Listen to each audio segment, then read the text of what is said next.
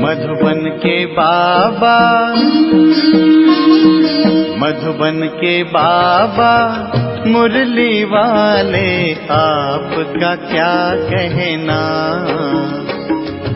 आपका क्या कहना। ओम शांति। आज 5 फरवरी 2022 के साकार मधुर महावाक्य हैं। आज मीठे मीठे बाप दादा बोले, मीठे बच्चे समझदार बन अपना पोता मेल देखो। कोई कर्मेंद्रिय धोखा तो नहीं देती है। सारे दिन में कोई भूल हो तो अपने आप को सजा दो। बाबा कहते, मीठे बच्चे समझदार बन अपना पोता मेल देखो। कोई कर्मेंद्रिय धोखा तो नहीं देती है। सारे दिन में कोई भूल हो तो अपने को सजा दो। और आज मुरली में बाबा ने प्रश्न पूछा कि बाप से सच्चा व्यापार करने व ऊंच पद पाने का आधार क्या है। और उत्तर में बाबा ने कहा कि बाप से सच्चा व्यापार करना है तो बाप के हर डायरेक्शन पर चलो। बाबा कहते, बच्चे यदि ऊंच पद पाना है तो अंदर में जो भी बुरी आदतें हैं वह निकाल दो। कुदृष्टि, क्रोध आदि से बहुत नुकसान होता है। इसलिए कर्म, अकर्म, विकर्म की गुह्य गति जो बाप ने समझाई है उसे बुद्धि में रखो। ओम शांति। बच्चे आत्म अभिमानी होकर बैठे हो। बाबा पूछ रहे हैं, हर एक बात अपने आप से पूछनी होती है। बाबा युक्ति बताते हैं कि अपने आप से पूछो कि यदि हम आत्म अभिमानी होकर बैठे हैं। बाबा कहते हैं, अपने आप से पूछो कि क्या मैं आत्म अभिमानी स्थिति में बैठा हूँ, बाप को याद कर रहे हैं। बाबा कहते, तुम्हारी यह सेना है। उस सेना में सिर्फ जवान होते हैं और तुम्हारी इस सेना में बूढ़े, जवान, बच्चे आदि सब हैं। 80-90 वर्ष के बूढ़े भी हैं। बाबा कहते, ये सेना है माया पर जीत पाने के लिए। हर एक को माया पर जीत पाकर बाप से बेहद का वर्षा लेना है। माया बड़ी जबरदस्त है, बड़ी प्रबल है, बहुत तूफान लाती है। हर एक कर्मेंद्रिय धोखा देती है। और सबसे जास्ती धोखा देने वाली कौन सी कर्मेंद्रिय है? बाबा पूछ रहे हैं। फिर बाबा ने बताया कि आंखें सबसे जास्ती धोखा देती हैं। बच्चों को समझाया जाता है, भल स्त्री पुरुष हो तो भी बुद्धि से समझो कि हम बीके हैं, नहीं तो आंखें बहुत धोखा देंगी। यह भी चार्ट में लिखना चाहिए कि सारे दिन में हमको कौन सी कर्मेंद्रिय ने धोखा दिया है। आंखें नंबर 1 धोखा देने वाली हैं। आंखें नुकसान बहुत करती हैं। सूरदास का मिसाल देखा कि मुझे आंखें धोखा देती हैं तो आंखें निकाल दी। भल बच्चे सर्विस बहुत अच्छी करते हैं परंतु माया भी कम नहीं है। आंखें बहुत धोखा देती हैं और एकदम पद भ्रष्ट कर देती हैं। समझो सियाने बच्चे जो होंगे वे सारा दिन नोट करेंगे कि हमने कोई भूल तो नहीं की। भक्ति मार्ग में भी अपने को चमाट मारते हैं कि याद रहे, फिर ये काम कभी नहीं करेंगे। वैसे ही इसमें भी जांच रखो, अगर आंखें कहाँ धोखा दे तो अपने को सजा दो। किनारा कर चला जाना चाहिए, खड़ा होकर देखना नहीं चाहिए। सन्यासी लोग बहुत करके आंखें बंद कर बैठते हैं, स्त्री को देखते ही नहीं हैं।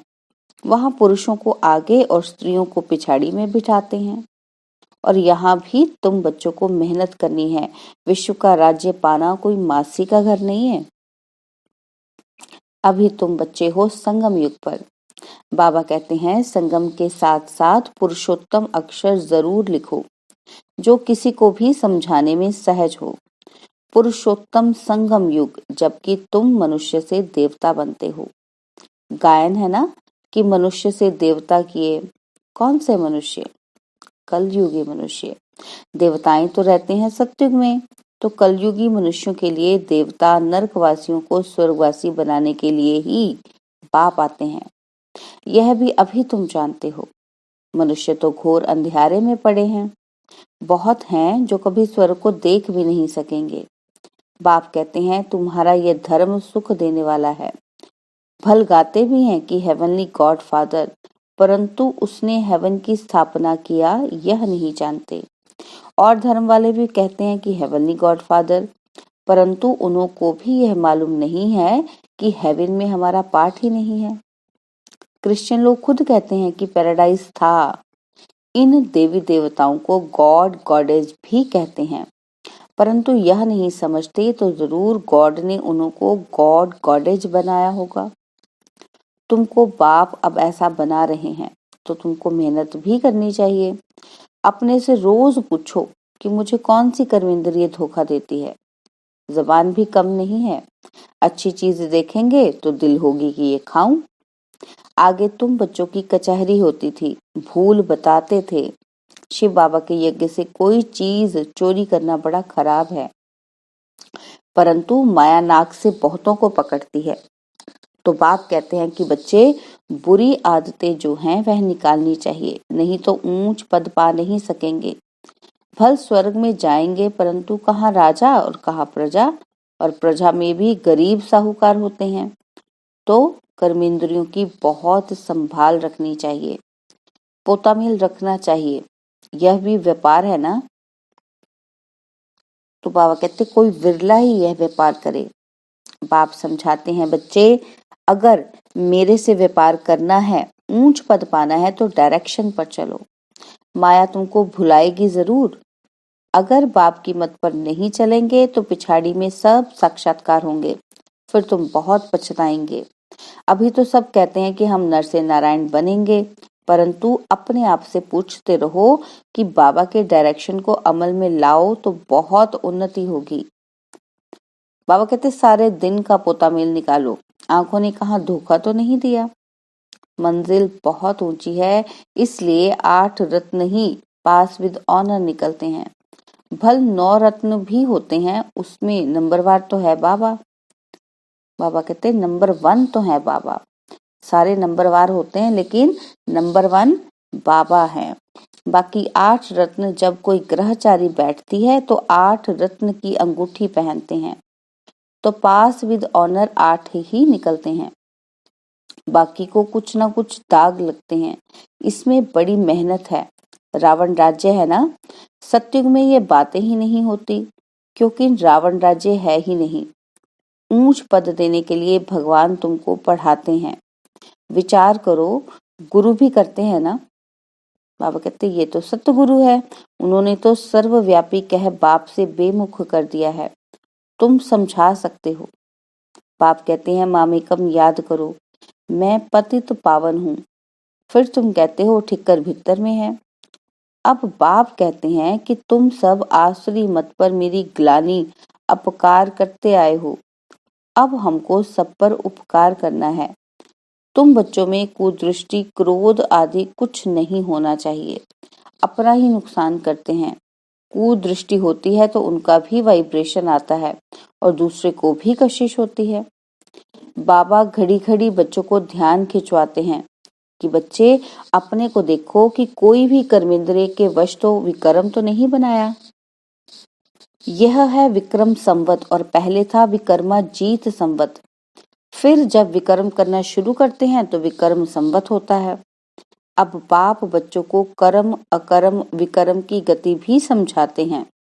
कर्म तो करना ही होता है, सत्युग में तुम्हारा कर्म अकर्म बनता है। यह सब बातें तुम अभी जानते हो, दूसरे तो बिल्कुल घोर अंधियारे में है। तुमको अभी ज्ञान का तीसरा नेत्र मिलता है।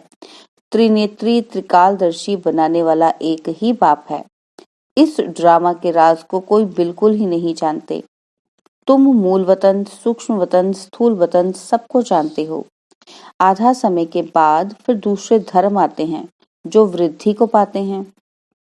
उनको गुरु नहीं कहेंगे, गुरु तो एक के सिवाय कोई है ही नहीं, अर्थात सदगति करने वाला एक ही है।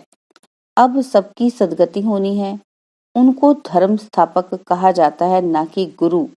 तो उनको याद करने से कोई सदगति नहीं होगी, विकर्म विनाश नहीं होंगे, उसको भी भक्ति कहा जाता है। ज्ञान की लाइन में सिर्फ तुम ही हो। यह है पांडव सेना, और तुम सब पंडे हो शांति धाम और सुख धाम में ले जाने वाले। तुम्हारी बुद्धि में है कि हम गाइड्स हैं, बाबा भी लिबरेटर और गाइड है। हर एक को लिबरेट करते हैं। बाबा कहते हैं कि मुझे याद करो तो विकर्म विनाश होंगे। फिर अगर कोई विकर्म किया तो 100 गुना दंड हो जाता है। इसलिए जहां तक हो सके विकर्म नहीं करो जो नाम बदनाम हो। बाबा कहते विकर्म करने से फिर वृद्धि हो जाएगी, इसलिए अब बहुत खबरदारी रखना। भाई बहन की दृष्टि बहुत पक्की चाहिए। हम ब्रह्मा के बच्चे शिव के पुत्र हैं। शिव बाबा से हमने प्रतिज्ञा की है, फिर भी माया बहुत धोखा देती है। कहना बड़ा सहज है कि हम लक्ष्मी नारायण बनेंगे। बाबा कहते कि परंतु डायरेक्शन पर अमल भी करना पड़े। स्त्री पुरुष सारा दिन यह ज्ञान की बातें आपस में करते रहें। दोनों कहते हैं कि हम बाबा से पूरा वर्षा लेंगे, टीचर से पूरा पढ़ेंगे। अरे ऐसा टीचर फिर मिलेगा क्या? यह बस तुम ही जानते हो। देवताएं भी बाप को नहीं जानते तो और धर्म वाले कैसे जानेंगे? अब तुमको बाबा सारी सृष्टि के आदि मध्य अंत का ज्ञान सुना रहे हैं। यह ज्ञान फिर प्रायलोप हो जाएगा। मैं ही प्रायलोप हो जाता हूँ तो फिर यह ज्ञान कहाँ से मिलेगा? बाबा बच्चों को युक्ति बताते हैं तो हमेशा याद रखो कि शिव बाबा हमको सुनाते हैं। यह जानते हैं कि मैं भी शिव बाबा से वर्षा ले रहा हूँ। यह भी स्टूडेंट लाइफ में है।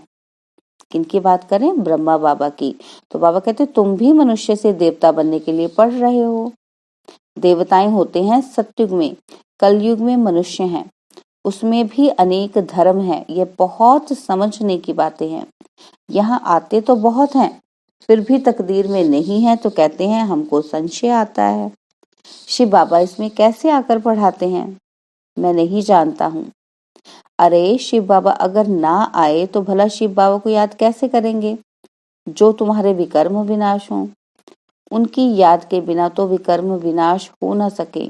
सजाएं बहुत खानी पड़ेंगी, बाकी पाई पैसे का पद मिलेगा। यह राजधानी बन रही है। राजाओं के आगे दास दासियां भी होते हैं ना। तो बाबा से पूछो कि अब हमारा शरीर छूट जाए तो हम जाकर क्या बनेंगे? तो बाबा सब कुछ सुना देंगे। नंबरवार तो है ना। यह पढ़ाई बड़ी जबरदस्त है, इसमें कमाई बहुत है और मनुष्य कमाई के लिए कितने हैरान होते रहते हैं। रात दिन बुद्धि उसमें लगी रहती है, सट्टा लगाते रहते हैं। तुम्हारे पास भी बड़े व्यापारी लोग आते हैं, कहते हैं क्या करें, फुर्सत नहीं है। अरे विश्व की बादशाही मिलती है, सिर्फ शिव बाबा को याद करना है। अपने इष्ट देव को भी याद तो करते हो ना। कोई देवता को याद करने से विकर्म विनाश नहीं होंगे। इसलिए बाबा बार बार समझाते रहते हैं कि ताकि कोई ऐसे ना कहे कि हमको तो कोई ने समझाया ही नहीं। इसलिए बाबा कहते हैं मैं बार बार समझाता रहता हूँ। तुम बच्चों को हर एक को पैगाम देना है। एरोप्लेन से पर्चा गिराना भी बहुत अच्छा है। कोई ऐसा ना रह जाए जो कहे कि हमको मालूम ही नहीं पड़ा कि बाबा आया है। इसलिए ये सब करना पड़ता है। ब्रह्मा है शिव का पहला बच्चा। प्रजापिता ब्रह्मा भी बाप ठहरा ना। ब्रह्मा द्वारा शिव बाबा स्वर्ग की स्थापना करते हैं। बाबा कहते हैं कि मैं इन द्वारा आदि सनातन धर्म की स्थापना कर रहा हूँ। होवनहार विनाश के बाद विश्व में सुख शांति पवित्रता होगी। कल्प कल्प ऐसे स्वर्ग की स्थापना होती है। सदैव बाबा बाबा कहते रहो। बाबा कहने से ही आंखों से प्रेम के आंसू आ जाएं। बाबा आपसे कब मिलेंगे? परंतु जो सम्मुख बैठे हैं वह मानते ही नहीं। बाबा कहते बाबा बाबा कहने से जो आंखों में प्रेम के आंसू आते हैं ना, बाबा आपसे तब मिलेंगे, तब मिलते हैं, तब हम अंदर से फील करते हैं। बाबा कहते लेकिन जो सामने बैठे हैं वो मानते ही नहीं और ना देखने वाले तड़पते हैं। वंडर है। लिखते हैं बंधन से छुड़ाओ। कोई कोई तो बाबा के बनकर फिर माया के बन जाते हैं। फिर पिछाड़ी में याद आएगा। मरने समय सबको कहते हैं कि राम राम कहो, फिर अंत में कशिश होगी। समझेंगे बाबा की याद से हम विकर्म तो विनाश करें। बाबा कहते हैं कि मीठे मीठे बच्चे अपना कल्याण करो, बाप की श्रीमत पर चलो। सबको संदेश देते रहो। एरोप्लेन से कोई कोई को पर्चा मिला तो वह जग गए। बाबा कहते हैं हिस्ट्री सुनना। सारे विश्व में, खास भारत में सुख शांति तो स्थापन होनी ही है। अच्छा, मीठे मीठे सिकिलते बच्चों प्रति माता पिता बाप दादा का याद प्यार और गुड मॉर्निंग। रूहानी बाप की रूहानी बच्चों को नमस्ते। हम रूहानी बच्चों की रूहानी बाप दादाजी को दिलवजान सिखवा प्रेम से नमस्ते। ओम शांति। प्यारे बाबा, मीठे बाबा, मेरे बाबा, शुक्रिया बाबा, शुक्रिया बाबा, शुक्रिया बाबा। धारणा के लिए मुख्य सार है। पहला पॉइंट है, भाई बहन व भाई भाई की दृष्टि पक्की करनी है। बहुत खबरदार रहना है। ऐसा कोई कर्म ना हो जो बाप का नाम बदनाम हो। और सेकंड पॉइंट है, बाप में कभी भी संशय नहीं लाना है। प्रेम से बाप को याद करना है। रात दिन पढ़ाई पर ध्यान देकर कमाई जमा करना है। और बाबा ने आज हमें वरदान दिया, सदा विजय की स्मृति से हर्षित रहने और सर्व को खुशी दिलाने वाले आकर्षण मूर्त भव। सदा विजय की स्मृति से हर्षित रहने और सर्व को खुशी दिलाने वाले आकर्षण मूर्त भव। हम कल्प कल्प की विजयी आत्मा है। विजय का तिलक मस्तक पर सदा चमकता रहे तो यह विजय का तिलक औरों को भी खुशी दिलाएगा, क्योंकि विजयी आत्मा का चेहरा सदा ही हर्षित रहता है और हर्षित चेहरे को देखकर खुशी के पीछे स्वतः ही सब आकर्षित होते हैं। जब अंत में किसी के पास सुनने का समय ही नहीं होगा, तब आपका आकर्षण मूर्त चेहरा ही अनेक आत्माओं की सेवा करेगा। और आज मुरली का स्लोगन है, अव्यक्त स्थिति की लाइट चारों ओर फैलाना ही लाइट हाउस बनना है। अव्यक्त स्थिति की लाइट चारों ओर फैलाना ही लाइट हाउस बनना है। ओम शांति।